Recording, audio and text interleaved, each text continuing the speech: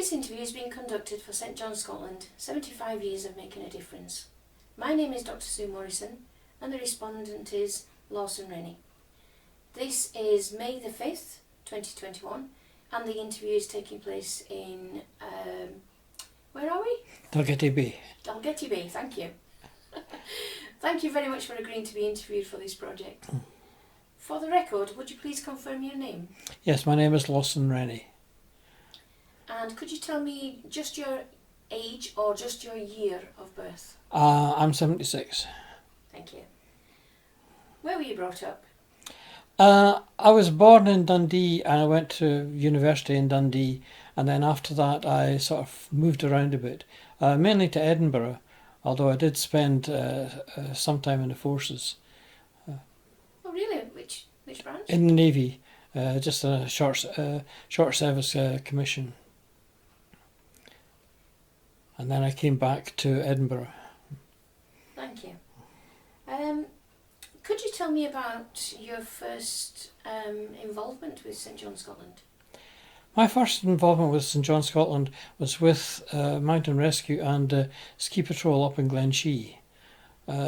St John partially funded the ski rescue service there, and I was one of the ski patrollers, and I ended up actually being in charge of all the ski patrollers at the time.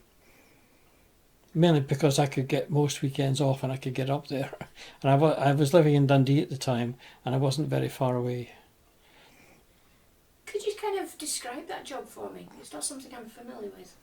The ski patrol, in these days it was Venture Scouts that we used, and it was a free service to the public.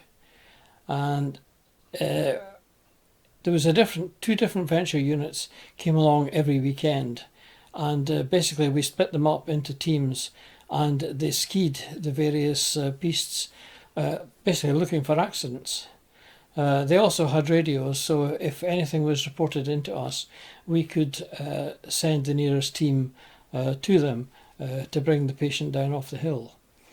We had our own ambulance at the time, and we took the patient usually down the hill to the Spittal of Glenshee Hotel and sort of left him there for the public service ambulance to come up and pick him up, because the public service ambulance had to come up from Blairgowrie, pick up the patient and then take them down to Bridge of Earn Hospital. Unless it was a very serious injury, in which case we would call in a helicopter. What kind of training did you have for that? All our people had basic first aid training before they came to us, and we trained them in the use of our specialised equipment, specialised splints and stretchers. We had a couple of ski instructors working with us, and they made sure that everybody were up to a competent standard of skiing. We also had a mountain instructor as well, so he taught them snow and ice climbing as well. Would you be able to kind of talk me through an average day from start to finish? Up there, well, we would arrive at the rescue post as soon after 8:30 as we could, depending on the weather and the road conditions. We would check out all the equipment, make sure that all the emergency bags had the proper equipment in them, and then split the teams up into the various sectors depending on if all the tows were running or not. Sometimes not all the tows were running due to lack of snow. The teams would then go out and start patrolling. They would look on the pistes to make sure there was no big holes or anything that could be of a danger, in which case the chairlift staff themselves would come along and sort the piste out. Otherwise, they would just free ski until an accident happened. Sometimes we could get virtually no accidents at all. Saturday was usually fairly quiet, but Sunday was chaotic. Some weekends we could have maybe 50 accidents. Not all broken legs, some dislocated shoulders, broken arms, minor things that could be taken away themselves. They didn't all have to go by ambulance. depending again on the snow conditions. In these days, the season started at the end of November. This is going back to the early 70s, and would go right on until April. Because there was a lot more frost in these days, so what snow did come down lasted a lot longer than it does nowadays. Have you noticed difference in weather patterns? Oh, definitely. The snow is later in coming, and it's not so intense. You might get 2 or 3 weeks of hard snow and a bit of frost, but unless there's a lot of frost, the snow won't last. The chairlift company did have their own snowmaking machines, but they had to have a certain the temperature had to be right before these machines would work. Basically, you just sprayed water out into the air and it fell down as snow. How many were in your team? We usually had about 20 every weekend. And where did they come from? All around sort of central Scotland. Dundee, Edinburgh, Glasgow, East Kilbride, Clydebank, Perth. And latterly we had some ranger guides helping us as well. Was anyone paid or were they all volunteers? No, they were all volunteers. They got their petrol expenses paid, but that's all. That's a huge commitment. Oh, well, they enjoyed it. Plus it was free skiing a lot of the time.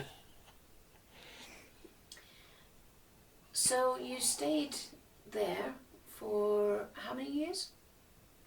Oh, I stayed there until sort of mid-80s. Wow. And then work took me away. So how did your involvement with St John Scotland progress from there? Well, as I say, St John partially funded the ski rescue service, and in 1976 I became a member of the St John Association in Edinburgh, and 77 I was made a member of the Order of St John for the work that I'd done in previous years. Am I correct in thinking that you have to be invited to be a member? Yes, you have to be invited to be a member, and all the paperwork is sent down to London, and the Queen ratifies it. And if everything is okay, yes, you then become a member. It's the same when you get promotion within the order as well.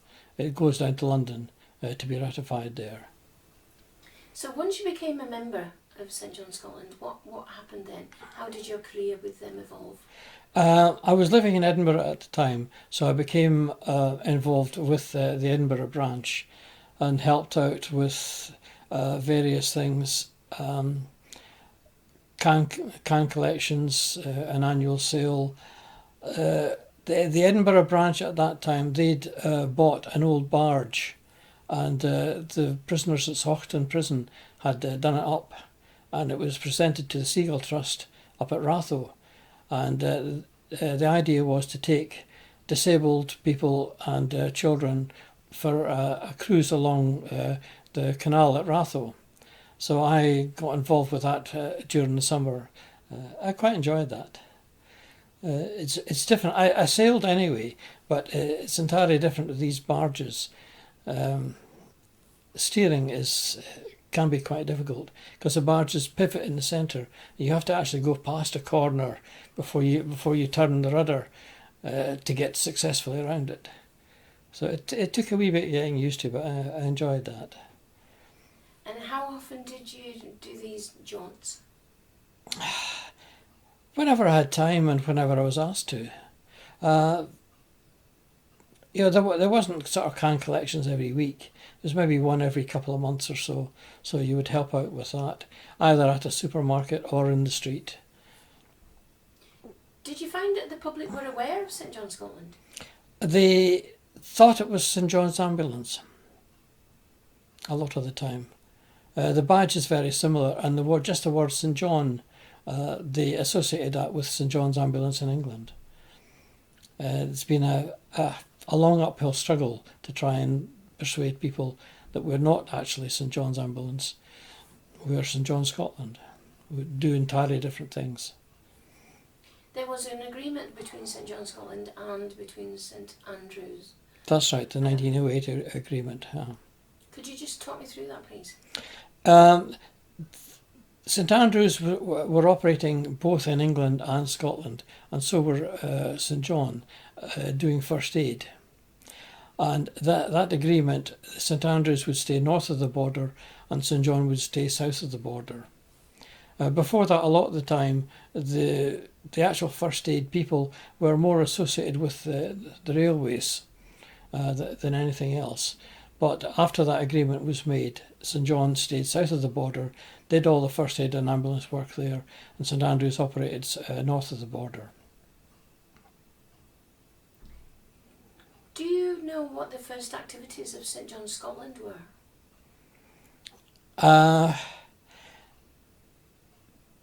To be quite frank, no.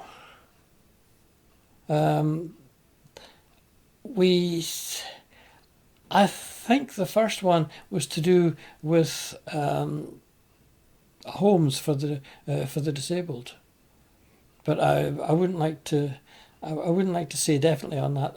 That's a thing that's actually it's never occurred to me in all the years I've been in St John.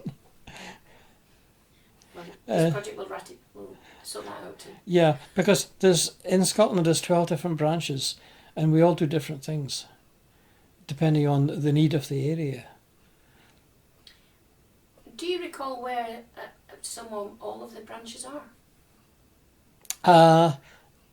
They're from the borders, from Dumfries and Galloway, Edinburgh, Glasgow, East Kilbride, Helensburgh,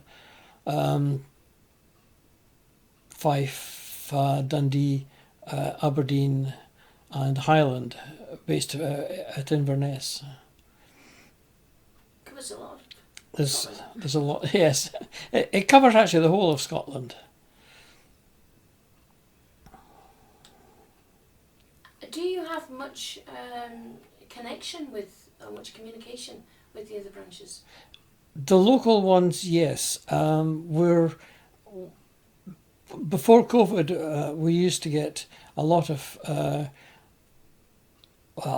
anytime Perth or Dundee or even Edinburgh had a social gathering of some description, whether it be a concert or whatever, we would be informed about it, and some of our people would go along to it. Hopefully that will start again once COVID is over. When? Yes.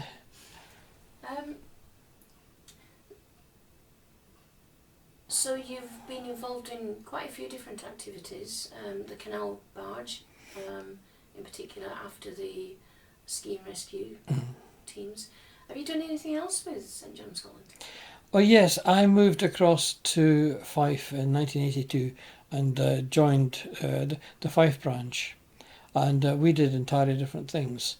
In these days, there was a few people, sort of titled people, quite frankly, that had large houses, and they would have coffee weekends or coffee mornings. The Earl of Dundee opened his house a couple of times to us, and we had Bonhams, the auctioneers, coming up, and it was almost like an antiques roadshow at times. People were shown around the house, and if they wanted to bring along sort of antiques, Bonhams, we'd give them an evaluation. In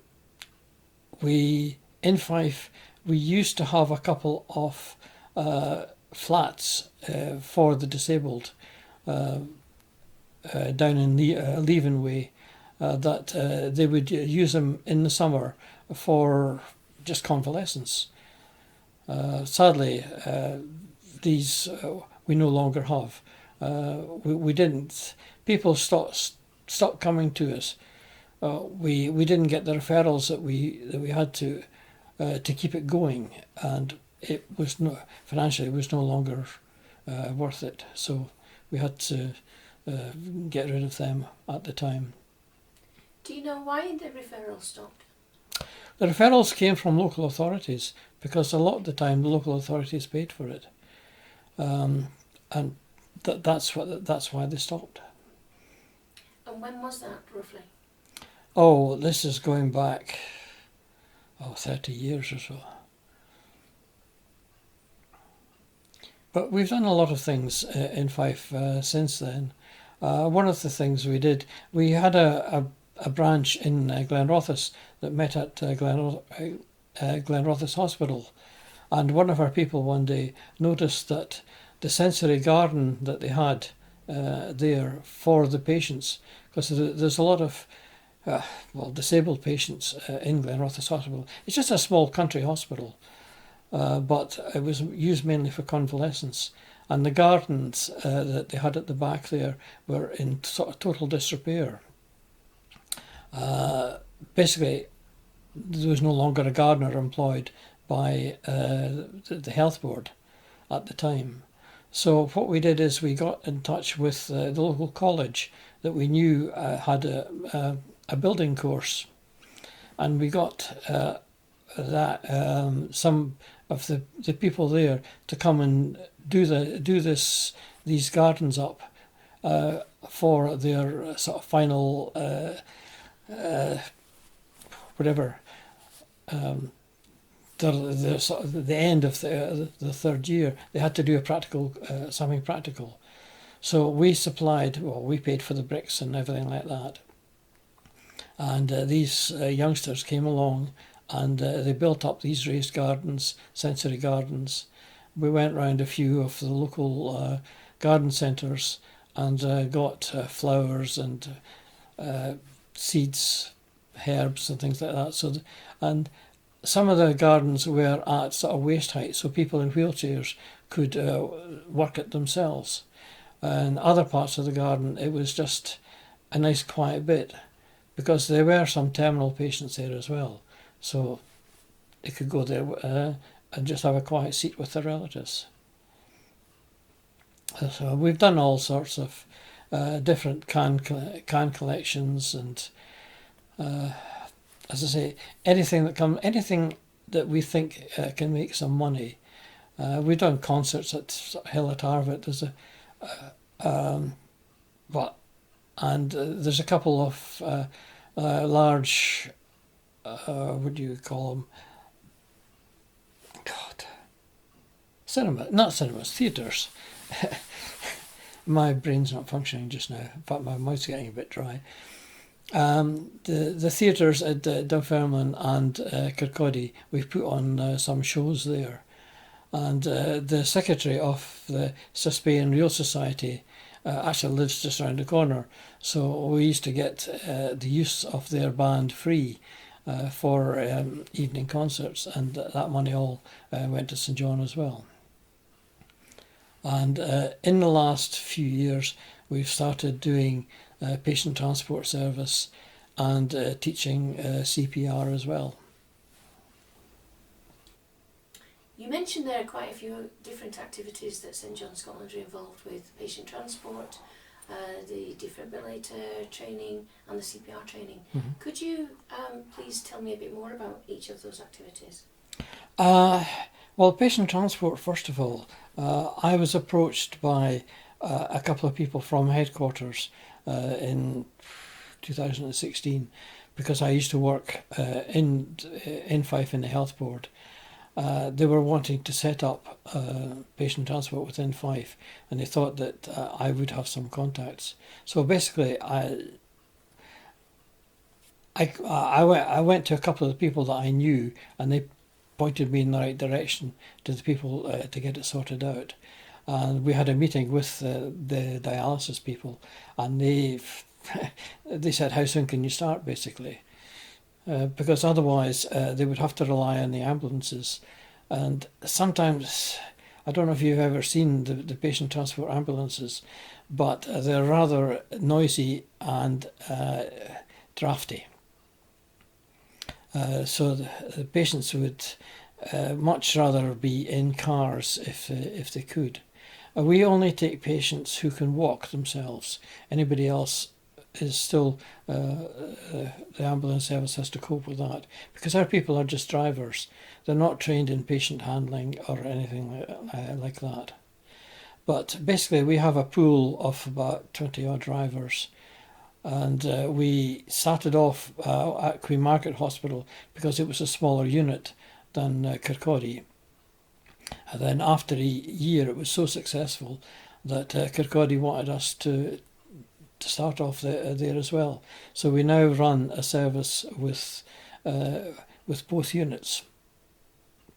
The drivers, the first shift in starts about 6 o'clock in the morning because the patients have to be in by 7. So the drivers have to be up, pick up the car, check it, make sure it's all right, and then go and pick up the first patients and have them in for 7 o'clock.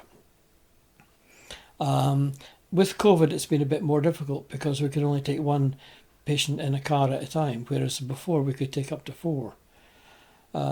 So the drivers have a wee bit of a longer day just now. So the lunchtime shift, the driver who comes on at lunchtime, it may be the same one, but it's usually a different one. They bring in the afternoon's patients and take the morning patients home. And then the evening shift comes in at about 5 o'clock or so. But they just take, they bring in the evening patients and take the afternoon patients home. We do this 5 days a week at both hospitals. And that's been quite successful. In fact, a couple of the drivers that we've got have been keen to teach CPR as well. So I've got them onto the CPR crowd as well. The CPR, we have dummies, and we go around and we teach anybody CPR, whether it be the Women's Guild, church, scouts, anybody. And we've actually picked up some youngsters who would wish to carry out training from that. So we've trained them up, and they're actually teaching people now themselves. But sadly, that's the exception rather than the rule. We also have a defibrillator, a demonstration defibrillator, that we will show people how to use them as well. Because some people are scared of them. They think that they're going to electrocute themselves or the patient. Well, in fact, electrocuting the patient is the object of the exercise. But they think they're going to actually hurt the patient. So we have a demonstration defibrillator that we can show people just how easy it is. The machine talks to the people and tells them what to do. So unless you're completely deaf, you can't hurt anybody. If the machine detects a heartbeat, it won't allow you to shock the patient. So they are foolproof. People have approached us. Just before COVID started, I was going around local colleges here and some of the primary schools as well, starting to do that. So hopefully that will start again eventually, and we hope to pick up perhaps some new members of St John from that. But that's the big trouble just now, recruiting, especially youngsters. It's difficult. It's different in England with St John's Ambulance. They have from badgers upwards, from sort of 6-year-old kids upwards. They teach them first aid. They take them out to first aid posts. They give them things to do. Whereas up here, we're a wee bit different. We can take them out to teach for CPR, but that's about all. We can't even take some of the youngsters to do patient transport, because from an insurance point of view, they've got to be at least 25 and a clean licence. But anybody within that age group, we'll take them like a shot.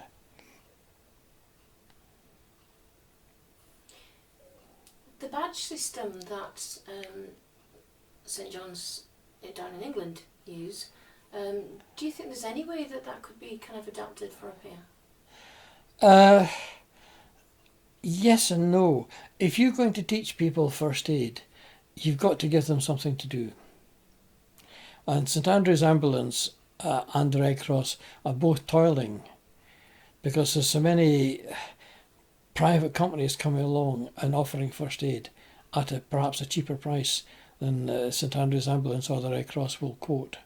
Might not be such a good service. In fact, I've seen that actually happen up at Knockhill, the local motor racing circuit. I used to be involved with the rescue team up there, and for a couple of years, the first aid for the crowd was taken away from St Andrew's Ambulance and given to a private company. But the slightest little thing, apart from maybe a cut finger, and they would be on the radio asking for a doctor. And they didn't always have a decent number of ambulances to evacuate anybody down to the local hospitals. So it's not all it's cracked out to be. But unless you can offer kids something to do, there's no point in buying a lot of equipment and teaching them first aid if they've got nothing to practice their skills on. And it is getting more difficult to do these things nowadays. That's an excellent point, actually, because I was thinking, because obviously I'm from Yorkshire, St John's Ambulance is what we know and people grew up with, and you see the youngsters at football matches and events and all kinds of things, and they do get the experience that way, but you're not allowed to do that up here. No. Ah, right, okay. Yeah, oh crikey, that is a big... I didn't actually realise that. Yeah, because even football matches nowadays, a lot of the first aid there is farmed out to these private companies. St Andrews still does some, but not as many as they used to. And even they are cutting down the numbers. In fact, I just heard recently that the Red Cross in Fife, they've stopped operating completely.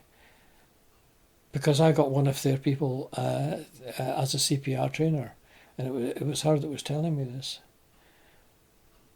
Because they weren't getting enough things to do.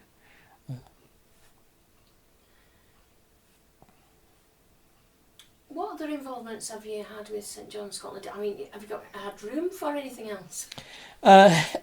It's difficult because I used to be a haematologist, and I was on call, so it depends on what I was actually doing, how much time I had to do these things. But it was just a case of finding things to do to generate income, to buy things. Because, well, over the last few years, we bought quite a few things for the hospitals. The hospice up at Queen Margaret, we bought a rise and recliner chair for them, so that some patients who had to live in a chair all day because they couldn't do anything else. So we bought a chair for them, and we've done the same for Adamson Hospital at Cooper. Glenrothes Hospital, we bought a few things for them as well. A few years ago, we bought an ECG machine for the hospital at St Andrews, just before it moved to the new hospital, when it was the old cottage hospital. And a couple of TVs as well for long-stay patients in the wards. The relatives' room at Glenrothes Hospital, we used to look after that, make sure that it was neat and tidy, and that they had sufficient cups, things like that, for relatives. You do an awful lot of fundraising. As a branch, are you able to say where some or all of those funds are allocated? Yes. In Fife, we give some money to Priory, and some of it goes to the St John Eye Hospital in Jerusalem. But otherwise, the money that we raise in Fife sort of stays in Fife. Could you talk me through some of the other things that you've funded? In the last sort of 2 or 3 years, we've given some money at Christmas to some old folks' homes. Not an awful lot at a time, maybe sort of £100 a time, but that will buy sort of 10 small presents for people in old folks' homes, because sometimes they don't have any relatives. They never get any presents. And it all helps. And there's a home in Glenrothes that looks after young girls, basically, that have been removed from their home, shall we say, for one reason or another, whether it's they've either fallen out with their parents or else there's been some violence involved or whatever. We give some money to them every so often. Riding for the Disabled in Fife, we support that, because it's amazing just seeing the kids' faces when they get on the back of a horse. It's just something different for them. It's almost a case of, if anybody wants to apply to us for some money, if we think it's a worthwhile cause, and if it meets the criteria laid down by chapter at Priory, we can give some money to it. Although we prefer to keep the money ourselves now, because just the patient transport service, we do get some money back from the health service for running it, but we still got to keep the cars in good nick. The cars need tyres, they need servicing. So some of the money that we get goes towards that as well. So the cars actually belong to St John's Scotland? Yes, they belong to St John's Scotland. Currently they belong to St John's Scotland. We have 11 throughout Scotland. So do you have your own mechanics or garages? Or? No, they just go into the local Ford agent. We buy Ford Galaxies because we find the 4-wheel drive version, we find that they're the most suitable for our needs, and they're very comfortable as well. So the local Ford dealer usually does the servicing. 1 or 2 of the areas, they have sort of garages, private garages that will do work for them cheaper. But in Fife we unfortunately don't. We have to rely on the local Ford agents. Would you say that fundraising has become more difficult or easier over the years? It's become definitely more difficult, because there's more people actually wanting money or needing money, and some people themselves don't have as much disposable income as they used to. Do you find that the can collections in the street do they bring in much revenue? Not as much as they used to, and can collections in some of the stores, they're dropping as well, because so many people are using plastic nowadays. Yeah, we did a can collection in St Andrews recently, and students were going in to the local Tesco store there, and they were buying a bottle of Coke and putting it on plastic. Yeah, I wouldn't use my credit card for something as small as that. But I suppose if your parents are paying the bill, yeah, why not? But it just means that people don't have so much money in their pocket. So yes, fundraising definitely has dropped. How do you think that fundraising may have to change in the future?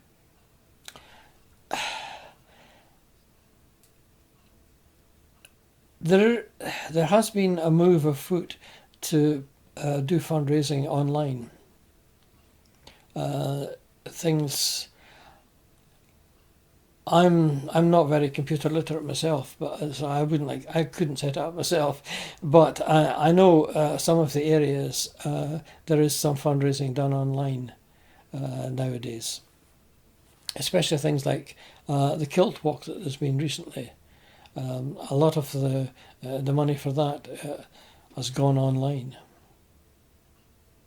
but that's that's the way I think the world is going. People are using plastic rather than actually hard cash. Does St John Scotland organise large events where the public can come along, buy tickets and... Not yet. We would like to see things like that, but I think we need, frankly, to get St John's name known better before any of these large events will be successful. Some areas organise their own events and they get the local population coming along to it, which is fine. But I know Edinburgh, they have a supper every so often at Edinburgh Castle, but that's closed, sort of. That's just open to the local people there. And again, it's for fundraising. Angus and Dundee, they have a thing every so many years up at Glamis Castle. But again, I think it's basically who you know. Although that event at Glamis Castle is not totally St John, there are other organisations in it as well. Just going back to when you first started with St John Scotland, some people have described it as being male-centric back then. Would you agree with that? Yes. Not so much now, but yeah. So not so much now, so you think it's changed over time? I think it's changed over time, yes. It's had to. Could you tell me more about that?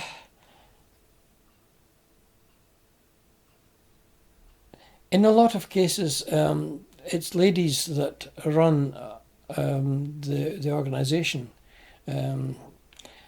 They run the various things like coffee mornings and things like that. So if they help out work like that, there's no reason why they shouldn't be promoted up. It has been. Things are changing. People are realising that they have to go with the flow.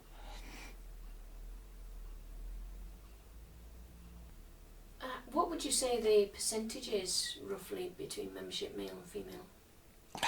Frankly, I have no idea. It varies from one area to another. I can tell you what it is in Fife, but it's roughly half and half. And what age group would you say primarily is involved?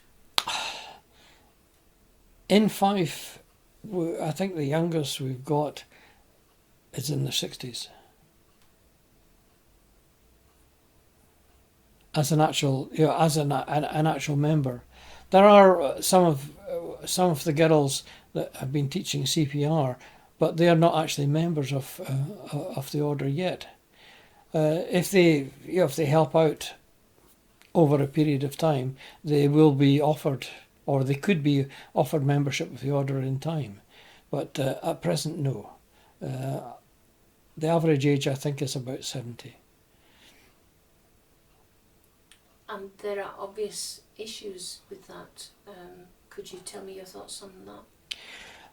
Well, as you get older, your health deteriorates. You're not able to do as much as you used to, sadly. And I know in Fife we are having problems. And unless we can get some new members very shortly, I think Fife will disappear in a few years' time. And unless we can get some new young members coming in. By young, I mean anybody from 25 upwards. I don't necessarily mean youngsters. But we need to get in. But we need things to attract people. Because not everybody wants to shake a can. In fact, even that is becoming harder nowadays. The big supermarkets used to be able to go in and knock on the manager's door and say, could we have a date this year? And they would give us it.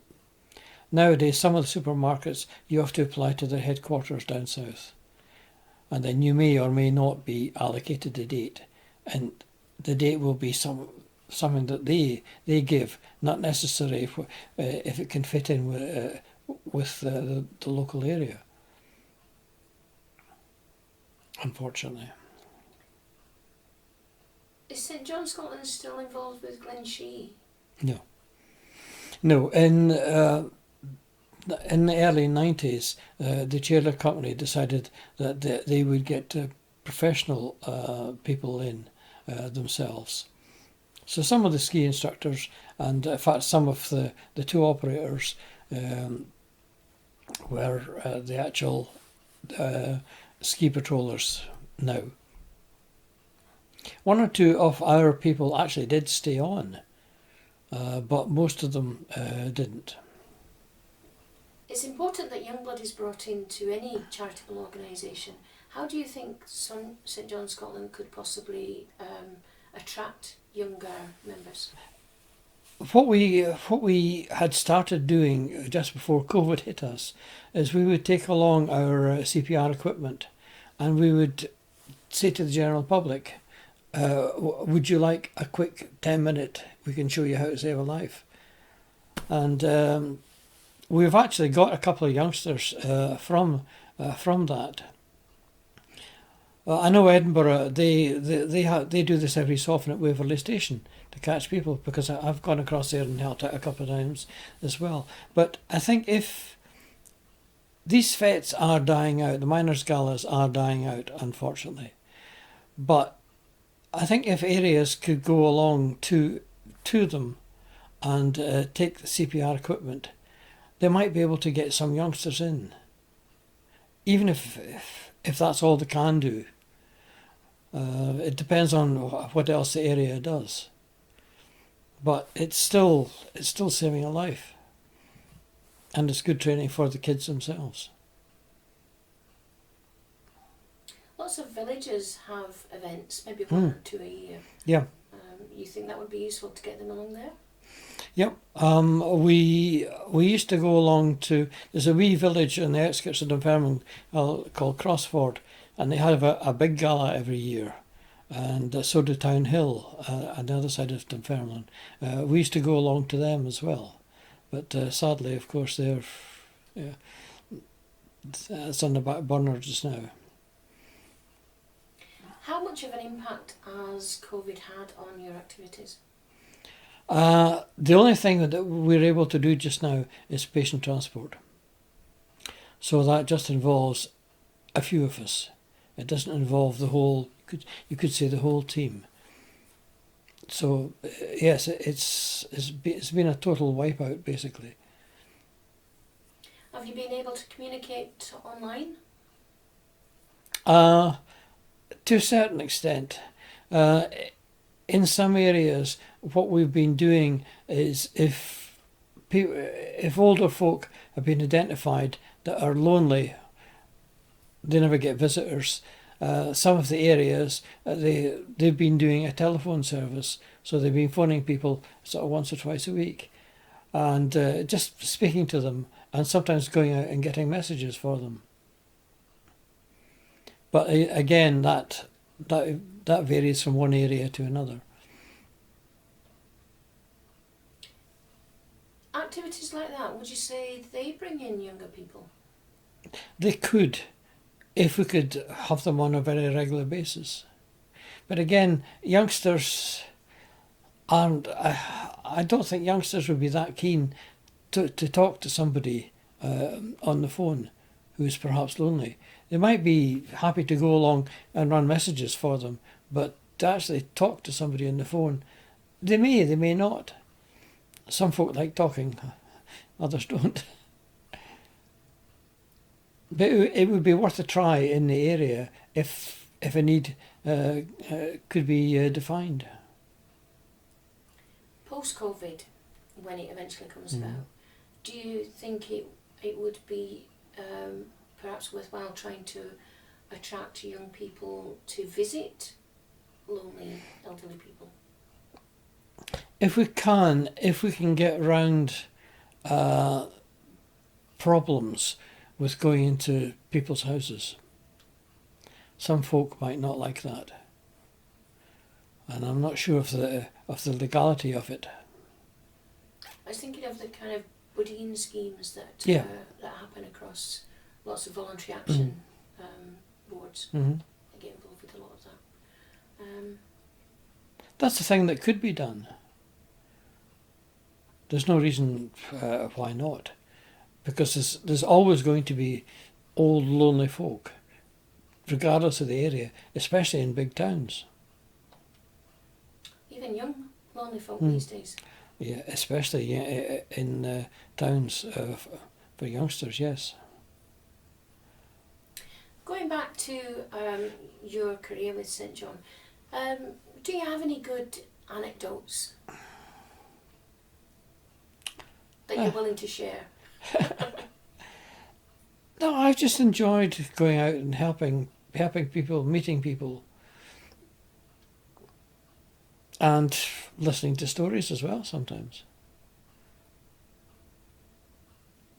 Have you been down to London with St John Scotland at any point? Yes, I've been down 2-3 times. I used to be assistant director of seminaries in Edinburgh, and I'd been down with the director of seminaries and a couple of others to help out with seminaries in London. The installation of priors and installation of nights and that as well. Yes, I've done that.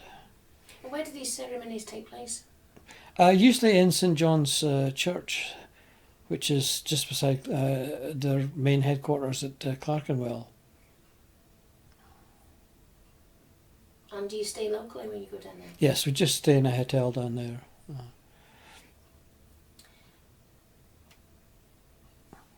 Going slightly off tangent, because we're here to talk about your charitable work, could you explain to me a bit about the order? How does it work? Is it top down? Who's at the top? The top in Scotland, the top is the prior, and then below him is a committee called a chapter, and then in each area there is an area chairman, and they basically run their area. They have meetings in Edinburgh every so often. I was area chairman in Fife for 11 years, so then I gave it up a few years ago. But I'm assistant chairman, or deputy chairman, whatever you want to call it. Vice chairman. And who's below that? Below that is the rest of us, the workers.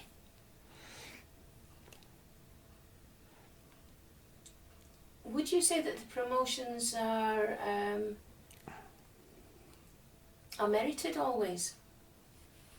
Generally speaking, they are warranted, because you have to have been a member for so many years and done so many.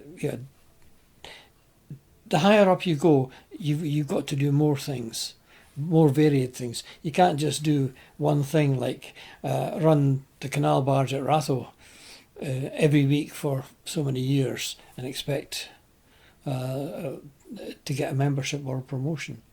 You have to do other things as well. In some cases, national or international things too. During your time with St John Scotland, what would you say has been your highest achievement?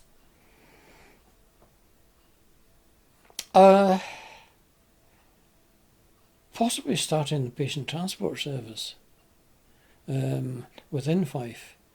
It was harder than I thought it would be, getting through some of the red tape. Apart from the red tape involved with working with lots of different organisations as you do, have there been any other issues that have come to light over the years? No, I don't think so. I think things have, well, from my point of view, things have gone reasonably well. And I've known the right people to approach for things, or I find out the right people to approach to get things done. What would you say are your concerns for St John's Scotland moving forward? Recruitment, definitely. That is the main one, recruitment.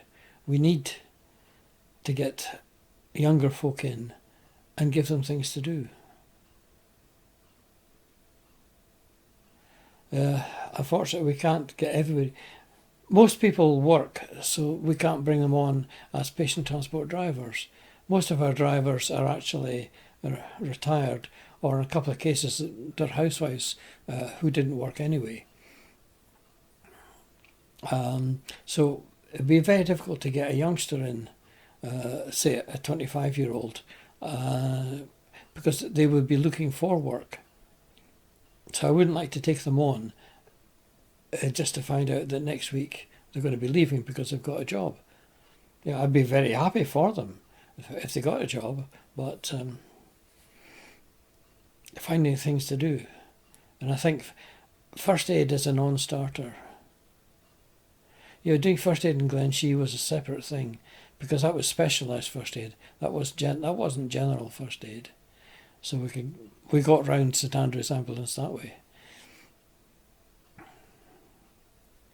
What would you say your hopes for the future of St John's Scotland are? As I say, I just hope that we can increase the membership, and in some cases make it not so hard to promote somebody. Because there are sort of general regulations. It's usually sort of 5 years between promotion, or if you're going to promote somebody to be a knight or a dame, it's usually 10 years. There can be exceptions to that if they've done something really good. In fact, I know there are exceptions because there's been some cases recently. But it's quite difficult. Also, there is a long service medal, but you've got to do sort of 60 hours a year for that for a minimum of 10 years. Now, not everybody will go out to an event, come back and jot it down, so many hours. So it's a bit difficult. Although, quite honestly, anybody who's applied for a long service medal, I've never heard of it being turned down. It has been genuine. I think that's all of my questions, Lawson. Do you have anything you'd like to add? No, I don't think so. It'll be interesting to see what happens when this comes out. Yeah, different people's views on different things. Yeah. Thank you very much. Take care. Okay.